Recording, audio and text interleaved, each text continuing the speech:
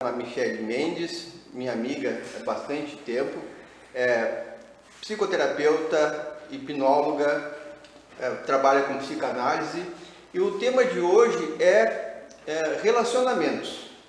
Então a gente vai ver terapia de casais, quando vale a pena investir, quando vale a pena, não adianta mais, né, Michele? Então, porque as pessoas acabam não recebendo um manual para isso, né? E a ideia, como é que é a dinâmica do programa, Michele? Por que é vozes da minha cabeça? Uma coisa assim, esquizofrênica, né? Mas na verdade o que é? A ideia é trazer as dúvidas da população em geral, o pensamento comum, aquilo que as pessoas têm ideia, isso é assim, isso é assado. E aí eu sempre trago alguém que trabalha na área, que tem know-how, como se diz, para dizer, não, isso é verdade, isso está certo em parte, não, isso é só um mito, né? Isso é lenda. Então, com base nesse tema e com essa finalidade, dizer assim, tá, mas como é que é a terapia de casal? A terapia de casal vão sentar os dois juntos lá, em frente ao terapeuta, e aí vão ficar batendo boca, como é que é esse negócio, né? Então, eu vejo que é assim, uma dúvida que as pessoas têm receio de procurar o terapeuta, porque, por exemplo, eu vou contar os meus problemas com ela e depois tu vai contar tudo para ela, né? Então, com essa sinopse, vamos dizer, eu te faço muito bem-vinda, obrigado por aceitar o convite. E aí tu já pode nos dizer o que tu tem dessas coisas, assim, o que é verdade, o que é mito. Bom, muito obrigada pelo convite, Jordana, é um prazer estar aqui, principalmente representando, né, muito a questão da terapia, é um tema que hoje ainda é uma dificuldade, né, para a comunidade aceitar, porque nós temos ainda um tabu muito forte que terapia é para quem está doente, para quem está louco, né? E, no entanto, eu sempre digo e repito que a gente faz terapia por conta das pessoas que estão em torno da gente que não fazem terapia. Então, o equilíbrio emocional, ele é necessário. Nos tempos, então, atuais, hoje, com tudo que a gente vem vivendo, né, com todas essas crises que a gente também está tendo aí a vivência no dia a dia, tantas dificuldades, então a gente vê a necessidade real de se ter e se manter dentro de um cronograma terapêutico. É muito importante. E o relacionamento amoroso, onde entra isso, né? O relacionamento amoroso, ele é fundamental ter sim um acompanhamento terapêutico, mesmo quando o casal está em lua de mel, como a gente costuma dizer, né? Porque o equilíbrio emocional, ele é necessário principalmente para essa fase onde o casal está num relacionamento muito bem equilibrado, justamente para compreender que quando tiver alguma dificuldade, seja da parte de um ou do outro, eles tenham ali habilidade para lidar com aquela situação, aquela dificuldade, né? Então, quando um casal vem até mim para fazer todo esse acompanhamento, é possível sim acontecer alguns atritos, divergências, claro, mas ninguém briga. Ninguém saiu na mão. Não, ainda não. Então, o que acontece é que quando iniciamos todo esse tratamento, eu coloco algumas regras.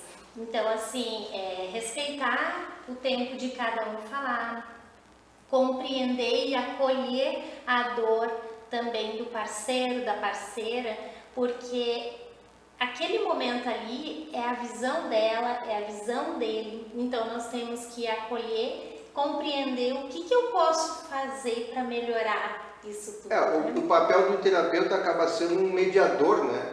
Porque muitas vezes na relação do casal, a tendência é que um dos dois seja dominante, né? E acaba se sobrepondo ao outro. E aí o terapeuta vai dizer, não, só um pouquinho, agora tu deixa o outro falar, porque, né? Mas nós vimos no caminho falando a respeito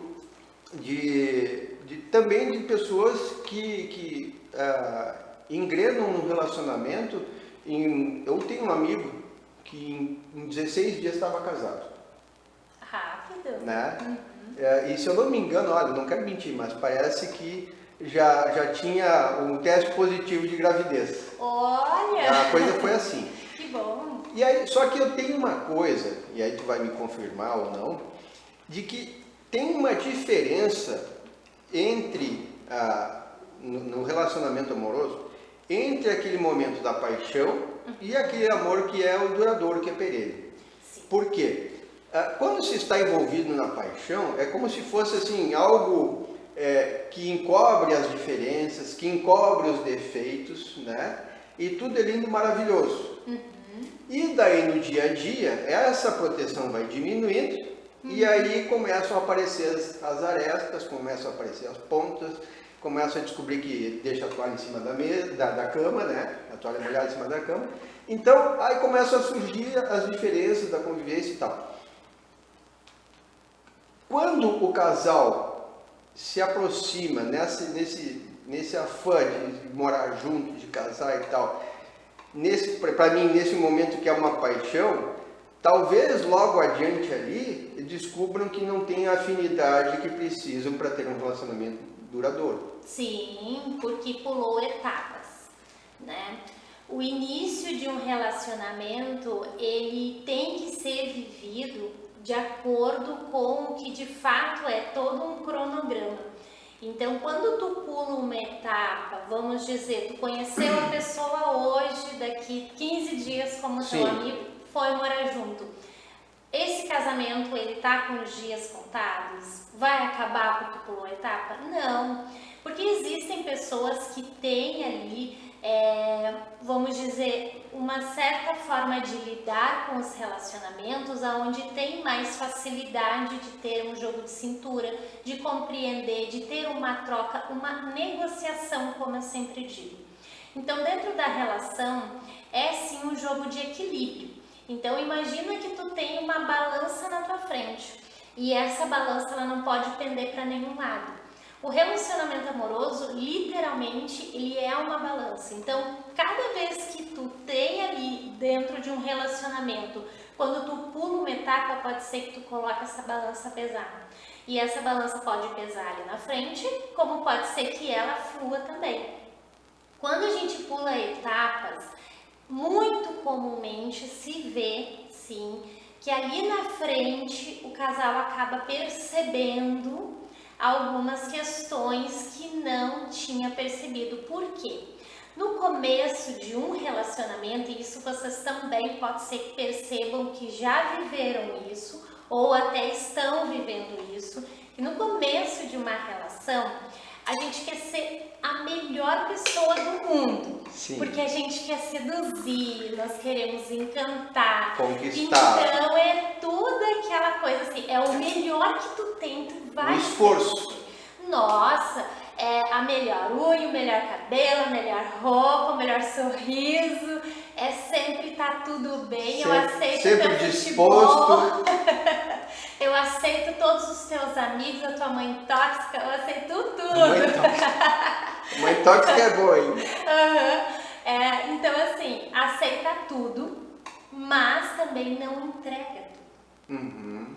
Então o que acaba acontecendo? A gente leva o relacionamento literalmente para um nível de fantasia. Sim. Então nesse início acaba que a gente adota uma persona, entre aspas falando, claro, aonde eu vou fantasiar a melhor Michele da vida, o melhor Pedrinho da vida, para que esse relacionamento dê certo e ele seja o meu príncipe encantado. Normalmente é isso. Com o passar da semana, dos meses, isso não tem como ser sustentado. Não sustenta a personagem. Não sustenta, exatamente. Então, o que acaba acontecendo? Eu vou cansar de aguentar tua mãe, porque ela não vai bater com a minha personalidade. Mãezinha, não é contigo, não se preocupa. Não, mães, não são com vocês. É só um exemplo. Então, eu não vou mais querer suportar o teu futebol toda semana. Talvez aquele teu amigo que vem te visitar frequentemente. Então, Coisas assim que antes era super comum e eu estava super aberta a aceitar, já não estaria mais. Então, aquela máscara, entre aspas, começa a cair. Então, a persona começa a ficar esquecida e começa a vir à tona a real personalidade da pessoa. E é neste ponto que a gente começa a perceber que não conhecemos de fato o parceiro que a gente tem. Por quê? Foi pulado algumas etapas, né? Eu queria conquistar, meu objetivo era conquistar, conquistei. Mas será que é a pessoa que realmente quero ou até mesmo será que é a pessoa que é necessária para minha vida e para o meu momento atual? Sim. Será que vai de encontro com a minha personalidade? Será que eu tô pronta para ter um relacionamento amoroso? E sustentar um relacionamento amoroso pede muito do equilíbrio da pessoa. Essa é a palavra-chave que eu uso muito. É que a relação para dar certo, né, principalmente quando já apareceram as arestas, né, as diferenças, Sim. cada um tem que ceder um pouco, né? Exato. Então, exato. não adianta eu só pedir para ti que tu faças isso, faça aquilo, atenda os meus anseios, minhas vontades e desejos, e enquanto tu vai te anulando, ou vice-versa. Exato, e é muito comum. Então, o que acaba acontecendo? Aquele que tem a personalidade mais predominante, então ele vai acabar sobrepondo a outra pessoa. Ou a outra pessoa não vai aguentar e vai acabar deixando Sim. a relação, aí começa todo aquele ensejo de briga, ou então acaba acontecendo da pessoa se anular. Sim. E é aí que a gente entra num relacionamento tóxico.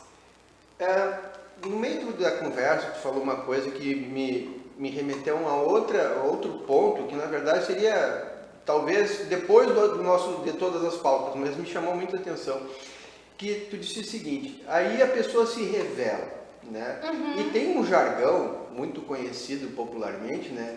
Olha, tu só vai conhecer a tua mulher quando tu te separar. Sim. Né? Então, já que a gente estava tratando dessa persona, Sim. Será que existe essa possibilidade de uma pessoa manter talvez não aquela primeira da paixão, Uhum. né? Mas durante o relacionamento se manteve num esforço para atender ou para estar submisso de repente, e aí quando se separa, e muitas das separações, a grande maioria é traumática, é dolorosa e tal, e aí a pessoa ferida não é que vai cair a máscara, não, é que agora tu vai conhecer o lado talvez mais, vamos dizer assim, maléfico daquela pessoa, porque ferida quer te dar o troco, quer te ofender, quer te desgastar, quer te matar, se for o caso, né? Mas então, assim, não é porque se estava num personagem, não, tu estás conhecendo agora um outro lado, uma outra face daquela pessoa que está agindo diante de uma dor. Eu digo sempre assim, o ódio não é o contrário do amor. O ódio é um amor ferido muitas vezes. Uhum. O contrário do amor é indiferença, né? Então, o que tu me diz assim sobre essa questão específica de conhecer a pessoa depois que se separa? Na verdade, não é que tu conhece a pessoa depois que tu separa. Quando tu tá convivendo com uma pessoa, essa pessoa, ela tenta, normalmente, a mulher, ela tenta suprir a necessidade daquela instituição, que é o casamento. Então, é muito comum que a mulher, vou pegar um exemplo como sendo mulher, tá? É muito comum que a mulher acabe se posicionando de uma forma, se colocando mais submissa dentro da relação. Sim. Então, é comum que ela acabe sucumbindo muitos sentimentos, dores, mágoas no decorrer de todo esse período da relação. Mas não é que ela se transforma em outra pessoa na separação, mas muitas acabam se revelando, soltando toda aquela dor, e aí ela começa a perceber que estava num relacionamento ou abusivo, um relacionamento onde ela era muito submissa, um relacionamento que ela não tinha oportunidade de conversar, de ser ela mesma, ela não tinha às vezes uma identidade, Então, acontece diversas situações, né? Mas a gente também não pode trazer para uma única situação, né? Por exemplo, ela se revelou. Na verdade, depende muito do contexto, mas de forma alguma a pessoa consegue manter aquela persona, não exatamente aquela da paixão inicial, mas vamos dizer, uma segunda persona no decorrer, não, ela não consegue manter aquilo, tá? Porque isso é trabalhoso. Claro. É trabalhoso. Então é a mesma coisa que tu tentar ficar naquela posição de 4 por horas, tu não consegue sustentar aquilo. Sim. E quando a gente fala de uma relação, a gente está falando de sentimentos e um ser humano. Então, o ser humano, ele vai ter fatores externos também que vão contribuir com isso. Então, aí que está o ponto, né? Quanto desses fatores externos influenciaram dentro dessa relação, ou até pessoas, né, também, né? Tem uma questão que eu conversei com uma psiquiatra e ela relatou o seguinte: olha, a respeito disso também acontece de que não é que a pessoa mostrou um outro lado, uma outra face. Na verdade, com o afastamento do casal, com o término da relação, traumática ou não, aquela pessoa que eu idealizava lá, que eu projetava lá, que eu via, que eu projetei nela, na verdade era eu que projetava, não era ela. Também, né? também. E aí com esse afastamento, eu começo a ver aquela pessoa de fato como ela é, sem aquela pessoa que eu idealizei. E aí também tem essa ruptura do que eu imaginava que era, daquilo que eu enxergava, do que eu estou vendo hoje. Também. Porque o que acaba acontecendo? Como a mulher, ela, seguindo o meu exemplo, tá? Como a mulher, ela acaba se colocando num papel submisso, então acaba que tu vê aquilo que ela quer mostrar. Sim. E não necessariamente aquilo que tu projetou também. Sim. Então, assim, para que isso seja 100%, dentro dessa teoria, seja 100%, a pessoa, então, não teria que ter personalidade. Porque, de alguma forma, iria bater com aquela projeção, entende? Mas, dentro de um relacionamento, existe a possibilidade, sim, de fatores externos ir, sim, moldando a personalidade dessa pessoa. Tanto o masculino quanto o feminino da relação. Sim. E com o passar dos anos, vamos dizer, um casamento, né, uma relação que está aí 1, 2, 5, 10 anos, né, em união, é normal, as pessoas vão evoluindo, né, em suas experiências, em suas trajetórias de vida, então elas vão aí caindo numa zona de conforto.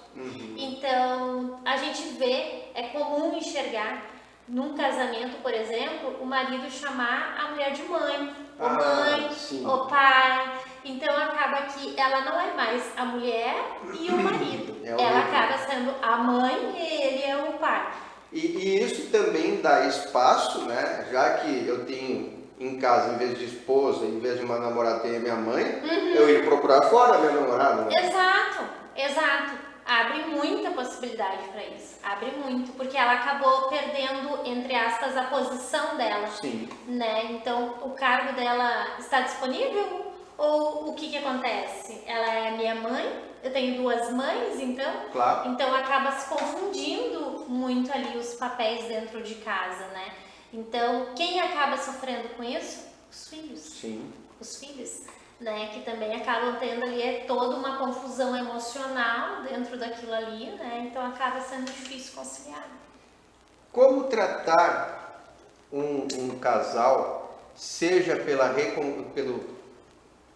por recuperar o casamento ou se for no caso do término, está resolvido o término, daí a minha pergunta não cabe. Porque eu estou perguntando o seguinte: como tratar o relacionamento do casal onde só uma das partes está buscando o tratamento? É possível? Porque, vamos dizer assim, normalmente, eu posso dizer por mim, o homem é mais resistente a aceitar ajuda, a aceitar opinião, a aceitar tratamentos, a mexer nas suas coisas, né, nos seus entendimentos, na sua postura. E normalmente o que eu tenho visto é que a mulher busca a terapia para tentar manter a relação. Se for pelo término, bom, aí vai tratar a recuperação da mulher, da autoestima e outras coisas, né? Autossuficiência e tal. Mas como é que é possível que se faça a tentativa de recuperar o casal, onde só uma das partes, não necessariamente o homem ou a mulher, mas só uma das partes busca essa reconciliação através da terapia? Já aconteceu, tá? Já aconteceu alguns casos assim.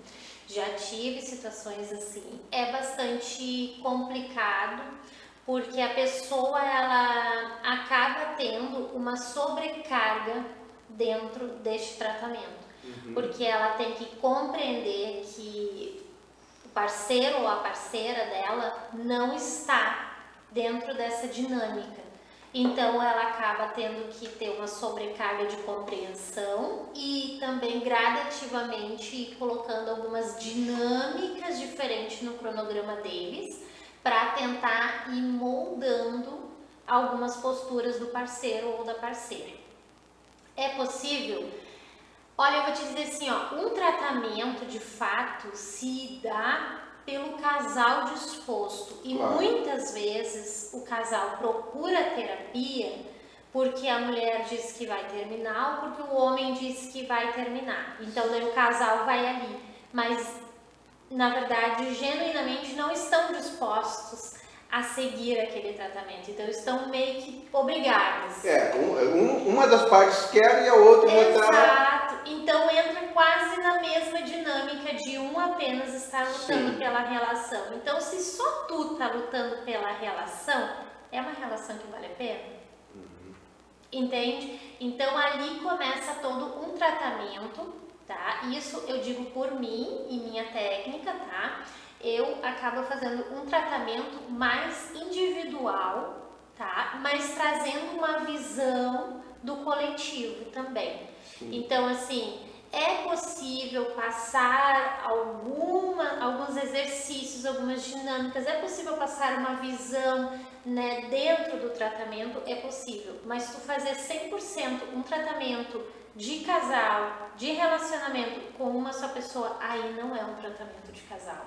Sim, é o tratamento de uma das pessoas do casal. Exato, aí o tratamento tem que ser quase dobrado, porque para a pessoa perceber que, como eu disse antes, se só tu tá lutando por essa relação, ainda é uma relação? Exato. Né? E me diz uma coisa, tu já tivesse algum contato onde, mesmo que os dois estando dispostos, mas porque as diferenças são intransponíveis, ocorre olha, não adianta, tem que separar, ainda que um goste do outro, queira o outro e tal, mas as diferenças chegaram a um ponto que não conseguem conviver, e daí é a forma como eu vejo das relações terminarem da maneira civilizada, vamos dizer assim, né? Onde, olha, a gente se quer bem, gostaria de estar junto, mas as diferenças não permitem. Já teve experiência assim? Já, também já tive. E aconselhou pelo rompimento. Na verdade, o que acaba acontecendo? Eu não aconselho. Sim. Né? Eu conduzo todo o tratamento, tá? Todo o cronograma que é feito de forma personalizada, conforme cada situação, tá? Porque ninguém é igual a ninguém. Então, dentro dessa dinâmica, sim, já teve casos onde o casal me procurou para fazer o tratamento, né? Fez o tratamento e, dado o momento, ambos perceberam que juntos estavam sendo tóxicos um para o outro e que eles não tinham condições neste momento de continuar juntos. Então, sim, optaram por se separar e continuaram a fazer outros tratamentos como casal ainda comigo. Então, ou seja, continuaram o tratamento como casal, mas estando separados. Por que isso? Tu vai me perguntar, né?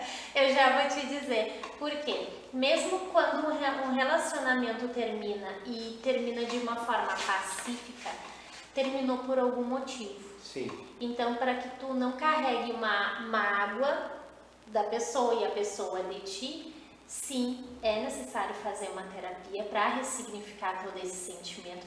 E também, principalmente, quando o relacionamento ele já vem mais de 1 ano, 2, 5, 10, né? Que daí já tem ali uma convivência muito íntima, muito próxima, às vezes já virou até um casamento mesmo, né?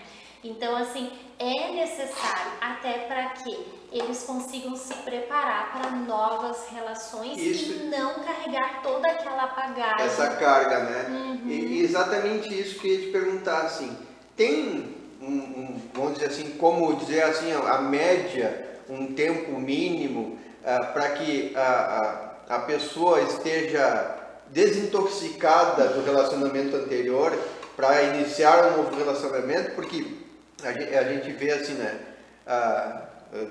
Acho que foi em algum filme, algum programa de humor até, né?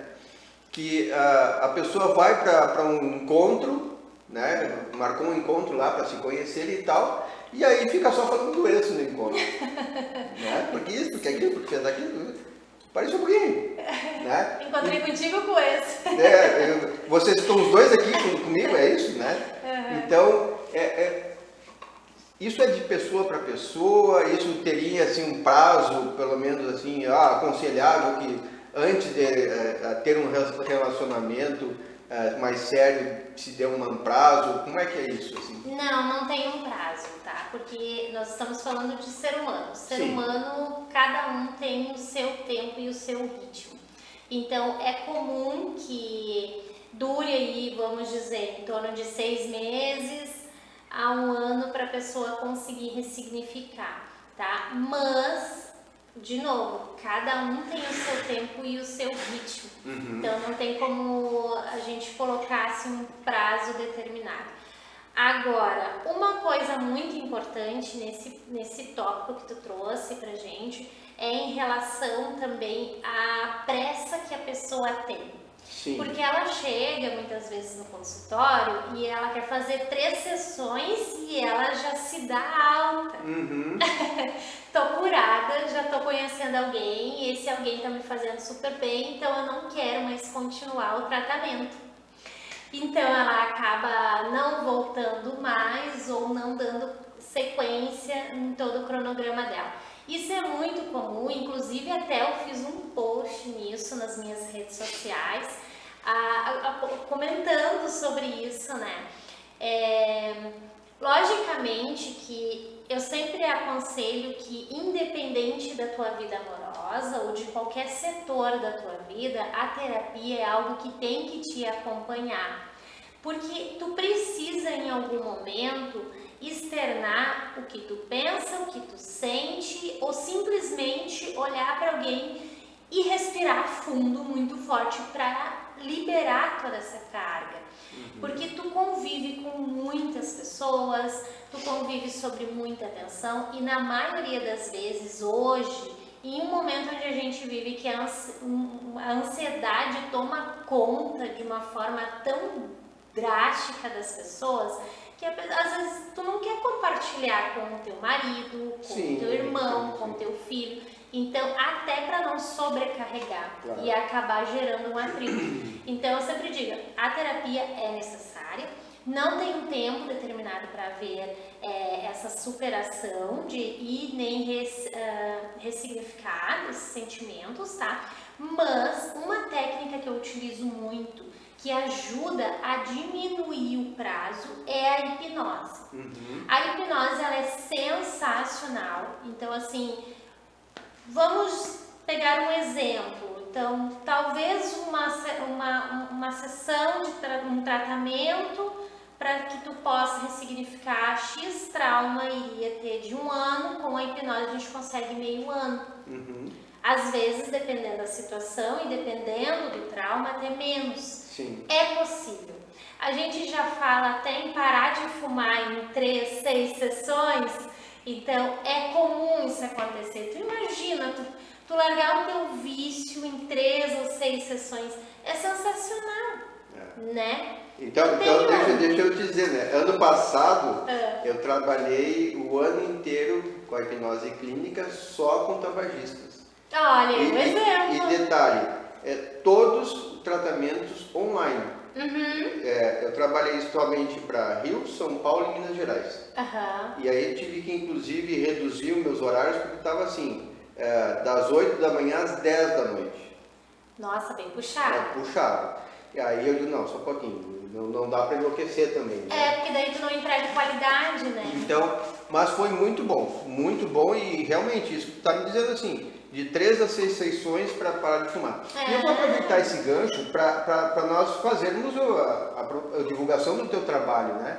Então, tu trabalhas tanto com terapia de casal na área da psicanálise, com a hipnose clínica, né? E a hipnose clínica a gente atende, no programa passado eu contei para um amigo meu entrevistado, que só em questão de fobias, a gente tem, até onde eu sei, 440 fobias catalogadas. Só de fobia. Aranha, altura, escuro, né? E aí nós temos tantas outras coisas, por exemplo, ansiedade, depressão, alguns transtornos de comportamento, a parte da obesidade. Muito. Da obesidade, tu trabalha bastante, né? Sobre a obesidade. Trabalhei bastante. E recentemente eu trabalhei duas técnicas, tanto a bariátrica por hipnose lá com balão gástrico por hipnose, e recentemente eu fiz um outro curso agora do Ozempic hipnótico. Maravilhoso, resultado assim formidável. E aí as pessoas têm resultados assim muito bons. Então, tu quer divulgar teu telefone, teu Insta, o que tu quer divulgar para nós? Eu vou deixar o meu Instagram, tá? Já tem uma fila de espera, então caso vocês tenham interesse em fazer terapia individual ou de casal e até mesmo fazer algum tratamento através da hipnose para tabagismo, emagrecimento, é sensacional, o resultado é muito bom, diminui o tempo de tratamento sim, mas lembrando que é um tratamento, não é mágica, não é milagre, exige sim um compromisso muito grande de vocês e um comportamento também externo do tratamento muito importante. Então não adianta fazer o tratamento comer besteira o tempo inteiro, né? Então tem todo um cronograma que é feito de forma personalizada. Já comento antes porque a procura por hipnose para emagrecer é muito alta. Eu trabalhei e é uma das coisas mais difíceis, né? É difícil. Porque tem que trabalhar muitas coisas, né? Porque o que acontece? Pelo menos pelo que eu estudei, a boa parte, 90% dos distúrbios alimentares tem fundo emocional. Isso, exatamente. E aí tu tem que ir lá no problema emocional da pessoa que programou a vida inteira que para passar a dor, para passar a tristeza, tem que comer doce. Isso. Né? Então a gente acaba comendo os problemas, não sabe por quê? Um exemplo clássico disso é quando a gente criança, tá? E nossos pais falavam assim, ó, come tudo senão tu não vai brincar. Come tudo, senão tu não ganha sobremesa. E bota aquele prato assim, ó, gigante na nossa frente. Mas eu digo, eu começo antes. Aí o bebê chora, tu dá chupeta. Doce. Continua a chupeta, dá o docinho, dá o mel, crescer um pouquinho, dá uma bala. Depois é um chocolate. Aí eu picolé. Então, toda vez que eu tiver que consolar minha dor, meu sofrimento, é o doce com gordura normalmente. Né? É o doce com gordura, desde cedo. É exatamente isso. E aí tá dor de amor, como é que tu cura? Aí tu vê, pizza. Aí tu vê aquele clichê da menina lá assistindo a TV chorando com sorvete. Com sorvete. Com sorvete, ele me deixou, me abandonou sorvete na tela. É exatamente isso. E outra coisa que eu recebo bastante procura, até por curiosidade, as pessoas querem fazer a terapia de regressão a vidas passadas. Sim. Né? Eu digo, olha, uma coisa é ir buscar talvez um trauma que a gente não localizou até a sua infância, para a gente tentar ver se numa vida passada, para quem acredita, né? Tem pessoas que não acreditam e não vou doutrinar ninguém para que acredite nisso ou naquilo. Livre-arbítrio. Né? E cada um segue a sua doutrina. Mas para aqueles que gostam e têm curiosidade, A terapia de vidas passadas é muito interessante, muito É. interessante. A primeira vez que eu me submeti a uma hipnose de regressão, eu descobri por que eu tinha ou pelo menos, né, descobri por que eu tinha uma dor no ombro, que lá, não sei quando, eu caí do cavalo e esse meu braço tinha ficado seco. Tu já pensou? E aí, quando eu vi aquilo ali, simplesmente a dor do ombro sumiu. Então, a questão da hipnose assim, é uma coisa maravilhosa, tem resultados formidáveis, né? E eu sou apaixonado por essa parte. Então, teu Insta mais uma vez para o pessoal. Psicanalista Michele, com 2 L's e um I, Mendes, tudo junto. Psicanalista Michele Mendes, tudo junto. E o meu, Iber Giordano, bem fácil de achar lá no Face, no Instagram e no Face também. E pode chamar lá no direct que a gente agenda as consultas e os tratamentos. Voltando. Na parte do relacionamento, até onde que a gente vai dizer quem é o dominante, quem é mais agressivo, o agressor talvez, o abusador, e quem é mais vítima? Muitas vezes chega só uma das partes para consulta, né? E será que isso, eu ouvindo só uma das versões, será que é toda a história? Não. Porque a gente também tem a questão do narcisista, tá? Então, o narcisista, ele gosta muito de chamar atenção e ele é capaz de qualquer coisa para chamar atenção. A gente até diz, né, que o narcisista, ele ama a si próprio, quando ama a si próprio, né? Então, assim, tem que ter muito cuidado com diagnósticos, né? Nós, como psicanalistas, né, e como hipnoterapeutas, nós não damos esse tipo de diagnóstico, é muito importante trazer isso para vocês. Eu trabalho em conjunto com psicólogos e com psiquiatras, tá? E toda consulta, toda sessão de terapia que o cliente tem comigo, é passado um relatório dessa sessão detalhada para o teu médico, teu psicólogo, teu psiquiatra, caso tu tenha algum acompanhamento, né? Se tu tem um diagnóstico, tu tem que ter algum acompanhamento com eles e a gente trabalha em conjunto. Isso faz total sentido, tá? Porque não tem como tu ter um diagnóstico de um psicanalista ou de um terapeuta, mas tu pode fazer tratamento com Sim, isso. a partir do... Isso é muito bom. O diagnóstico recebido, tu pode tratar lá depois. Isso. Entre eles, nós temos ali o transtorno de personalidade borderline, o Isso. narcisista que tu falou, e tem um outro transtorno, que eu digo que é o vitimismo, né? Que é o transtorno de personalidade dependente. Sim. Né? Que é a pessoa que tem uma necessidade excessiva de cuidado, que tem a tendência a ser submisso, né?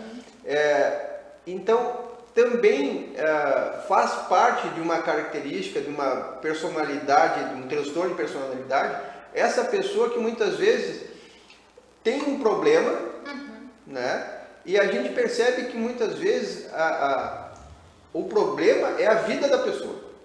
Se tu resolver aquele problema, ela vai dizer, tá, e agora o que eu faço? Perdeu o sentido da vida. Então, eu tenho um amigo que eu dizia pra ele assim, pô, cara, para cada solução que a gente te apresenta, tu apresenta um novo problema. Ele não quer resolver. Não, ele quer atenção. Ele quer atenção, ele quer ser o centro das atenções, ele quer poder, cada vez que ele chegar e alguém ter ali algo a dizer para ele sobre aquilo, né, ou sensacionalizar o que ele está passando, né, é uma forma dele ter atenção. Sim. De uma forma, vamos dizer, narcisista, né? A gente ultimamente está tendo muitos casos de narcisismo em família, não só em relacionamento amoroso, Sim. mas mãe e filho, pai e filho, está tendo muito isso. Então, assim, é necessário ter um certo cuidado, porque às vezes eu encontro diagnósticos que não são exatamente aquilo. Então, eu sempre recomendo, vá mais uma vez, converse de novo, porque como tu mesmo trouxe antes, vamos fazer uma terapia e identificar quem aqui está sendo agressivo. E só uma pessoa veio. Por que só essa pessoa veio? Né? Qual é o papel dessa pessoa dentro da relação? O que de fato está acontecendo? E não consegue, essa pessoa não consegue manter. Vamos supor que essa pessoa esteja se vitimizando Sim. por algum motivo. Já aconteceu casos da pessoa tentar se vitimizar para ganhar um benefício ali, Claro. externamente com a relação.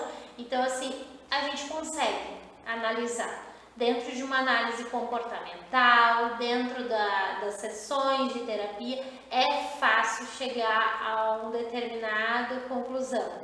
Então, daí isso tudo é passado também para os médicos que acompanham.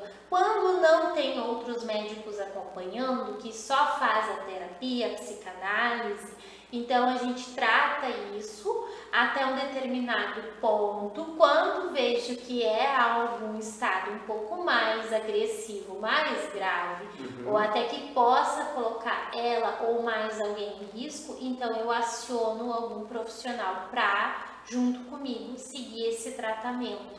Que é muito importante também vocês compreenderem que às vezes a pessoa chega e diz, eu vou fazer tal coisa, será que vai, será que não vai?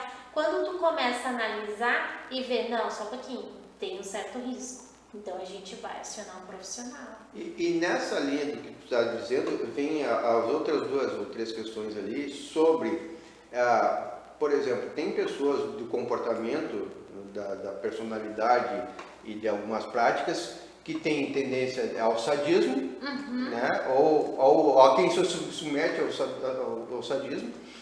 Tem ainda o psicopata, né? Que é o sociopata, algumas pessoas gostam de fazer essa diferença, né?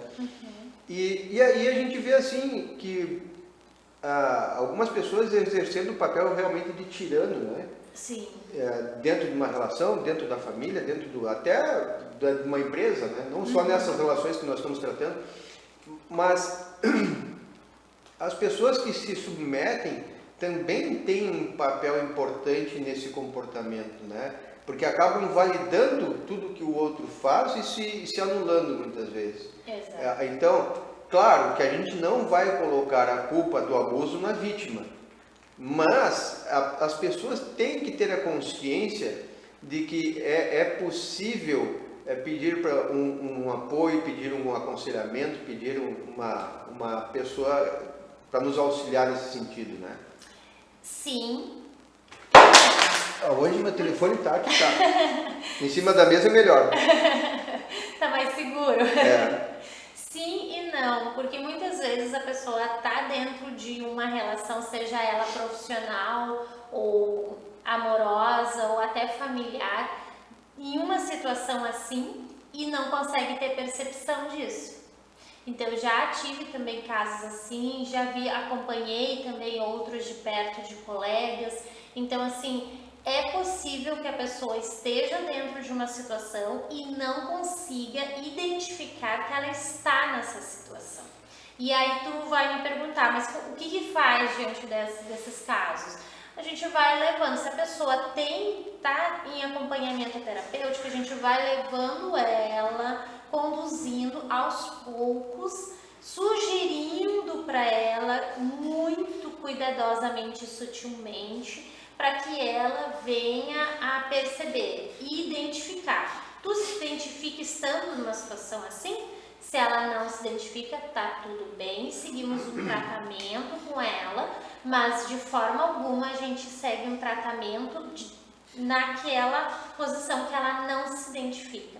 Então é muito comum a pessoa passar anos assim ou até uma vida inteira assim. Antigamente nós víamos pessoas passar uma vida inteira nessa situação e não perceber que estava nessa situação. Hoje, atualmente, no século que estamos, as coisas são mais divulgadas, as pessoas falam mais sobre isso. Então, hoje em dia, por exemplo, tu falar que tu tem crise de ansiedade, que tu passa mal e que tu desmaia, é compreensível, né? E até alguns aspectos até também normal. Agora, uns 10 anos atrás, tu dizer isso é inaceitável. A sociedade não aceitava isso. Nós, como profissionais, nós tratávamos isso, conduzia de uma forma muito cuidadosa e silenciosa, porque a sociedade tinha um preconceito com isso. E até nosso, principalmente o gaúcho aqui, né, é uma questão de conservador, muito machista e tal, e preconceitos, né? Eu me lembro que há bastante tempo atrás, mas para a nossa vida não é tanto, que se falava em mulher desquitada. Né? Sim! A mulher deixada, aquilo era né, era um tabu, nossa, não chega perto, né? Ela ficava manchada. Sim. Então, essas coisas assim, que bom que evoluíram, né? Que a gente vê realmente assim uma paridade no tratamento entre homens e mulheres, porque eram coisas absurdas, né? Pagar a conta. Hoje em dia, ainda é discussão. Eu acho assim, que, por exemplo, pagar a conta, né? O homem ser cavalheiro, o homem ser gentil, tomar à frente dessas coisas, eu não vejo como colocar a mulher num segundo plano, ou submeter. Não, eu acho que isso faz parte do papel do par romântico, né? Eu não vejo como algo que vá denegrir a imagem da mulher, que vá diminuir a imagem da mulher, seja pagar a conta ou abrir a porta do carro para entrar. Ou puxar a cadeira para sentar no restaurante. Isso são coisas da etiqueta, são coisas da gentileza, do cavalheirismo. Claro que grande maioria das pessoas não sabe. Eu estando com a esposa, estando com a namorada, estando com a minha filha ou com uma amiga, eu não deixo a mulher do lado de fora da calçada. Eu sempre coloco por dentro, por lado de dentro. Por quê? Porque é uma coisa que eu aprendi, que a mulher é alguém que vai ser protegida. Sim. E os mais antigos dizendo, se está do lado de fora, tu está oferecendo. Tu vê, né? Então são coisas assim que a gente vai aprendendo e que não é uma questão de submissão ou de diminuição. Pelo contrário, é uma questão de cuidado. Mas alguém diz, não, só um pouquinho, eu sou autossuficiente, eu sei me cuidar, não preciso disso. Tudo bem, mas é uma gentileza. Não, muito pelo contrário de querer diminuir ou ofender ou coisa parecida. Eu estou sendo gentil. Ainda se vê uma postura muito forte em relação ao homem dentro de um relacionamento, sobre ele prover aquele relacionamento. E isso tem causado muita procura também pela terapia de casais, porque há uma divergência muito grande. Antigamente, o homem era o provedor da relação e do casamento. Hoje em dia, já se equipara tem essa divisão, mas existem homens que não aceitam e existem mulheres que não aceitam também isso. Então, ali tem uma grande divergência que, em alguns momentos, convém uma postura, uma opinião, e em outros momentos não convém. E essa divergência, sim, faz com que as pessoas acabam procurando a terapia para meio que validar a sua opinião sobre isso. E definitivamente a terapia ela não vai validar a sua opinião. O que vai ser feito é literalmente acompanhar e entender o porquê tu pensa dessa forma. O que tu vai ganhar validando isso? Qual é o benefício disso? O que isso vai trazer para o teu relacionamento? Isso faz tanta diferença assim dentro da tua relação? Ou a paz e o equilíbrio, a saúde emocional de vocês é que é mais valiosa, né? Até que ponto isso tem tanta força, né? Deixa eu ver uma coisa que a gente tem que fazer o dever de casa antes de vir debater, né? Do relacionamento abusivo, eu fui buscar ali um pouco do que está dito em alguns sites da internet, alguns profissionais. Esses pontos aqui é de uma psicóloga, eu até vou ficar devendo os créditos dela, que eu acabei não anotando, mas diz o seguinte, relacionamento abusivo, 10 sinais, né?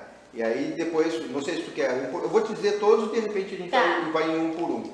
Né? Então assim, 1, ciúmes excessivo, 2, controle, invasão de privacidade, 4, afastamento de outras pessoas, chantagem ou chantagem com os filhos. 6, a destruição da autoestima e invalidação dos sentimentos. 7, a falta de diálogo sobre o dinheiro. 8, controle financeiro. 9, exigir relação sexual. E 10, ameaças e violência física. Então, dentro do relacionamento abusivo, eu acho que para ser abusivo não precisa ter os 10. Não. Logicamente que não, né? Talvez, um deles talvez não seja o suficiente para dizer que há um relacionamento abusivo, dependendo de qual deles, né? Mas para que se tenha, assim, um quadro de um relacionamento abusivo que precisa de uma atenção, eu acho que os 2 ou 3, pelo menos, desses itens precisariam estar identificados para que se pudesse dizer, tu está vivendo uma relação tóxica, né? Um já é o suficiente, tendo uma intensidade Sim. já frequente, né? Sim. Já é o suficiente. Por exemplo, tu tem um relacionamento e tu chama a pessoa de gorda. Tu diz, ou fica imitando alguns Sim. personagens com ela. Então, assim, isso já é abusivo. Então, isso já demanda tudo aquilo que for faltar o bullying interno. tudo aquilo que for faltar respeito com o teu parceiro, tua parceira, é sim um certo abuso. Sim. Então, assim, tem que ser muito bem cuidado isso. E se você está passando por alguma situação dessas que foi listado, é muito importante você procurar ajuda, porque isso não é aceitável e não é normal. Ciúme excessivo é uma coisa difícil de lidar. Pegar celular do parceiro. Invasão da privacidade, né? O que a gente diz aqui? Invasão da privacidade, ciúme excessivo, controle, invasão da privacidade. Esse aqui eu acho muito importante, né? Que é bem comum de acontecer. É o afastamento das pessoas, de outras pessoas. Isolamento, né? Eu quero para mim e aí, o fulano está dando em cima de ti. Aquela lá é uma fofoqueira, não sei o que, todo mundo, eu vou excluindo a pessoa do convívio daquelas outras pessoas. Então, é uma coisa bastante difícil. É, né? Difícil. E a gente pode dar sequência nesse assunto aqui, até inclusive tem alguns conteúdos sobre isso que vai ser publicado essa semana lá no meu canal. Novamente, se vocês quiserem acessar e acompanhar ou até fazer algum tratamento, está disponível, tá bem? É bem importante isso aqui, muito importante. E a gente vai continuar debatendo isso aqui nas redes. Michele, parece mentira, passou 1 hora. Nossa, muito rápido. Eu fico muito feliz com a tua vinda, eu acho que foi muito gratificante poder debater todas essas coisas, esclarecer para a população em geral. Então, assim, muito obrigado por teres vindo e certamente a gente vai conversar mais sobre outros assuntos depois. Obrigada, estou à disposição, foi um prazer.